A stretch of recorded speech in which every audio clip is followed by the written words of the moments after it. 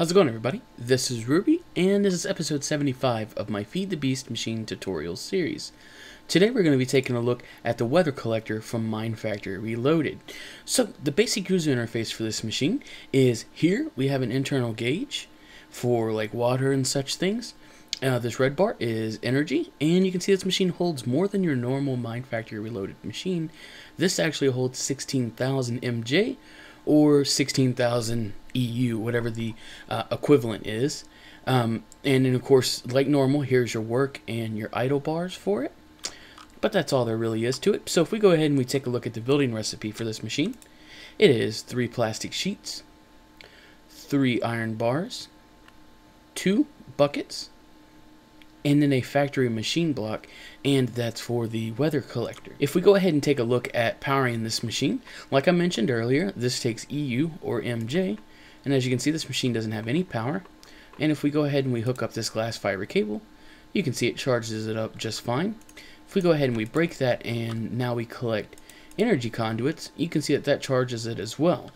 So whatever power source you have most open to you at the moment is the one that you'll want to use.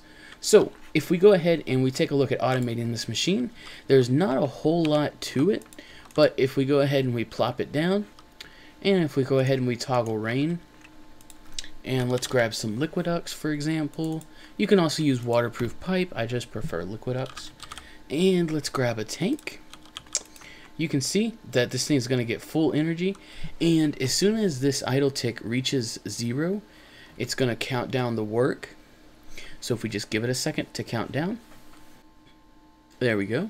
And now you can see it's going to go ahead and fill up the work bar, and for every time it fills up the work bar, it's going to collect more water. Now, as long as it's got work to do, it won't have the 600 tick idle time, so that's pretty nifty. Now, you can see the work's going to keep going up, so if we go ahead and we hook up a tank, and we hook up some Liquiducts, you can see the water is going to go ahead and come out of the machine and over here into this tank.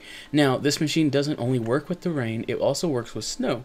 And what it'll do instead of like any kind of liquid snow is that you can hook up transport pipes like so. So if we hook up some transport pipes, you could hook it up like this and then hook up, say, a chest. And if it's snowing wherever this machine is, it'll actually collect snowballs and then output them out the side into your chest or your ME system or anything like that that you would want.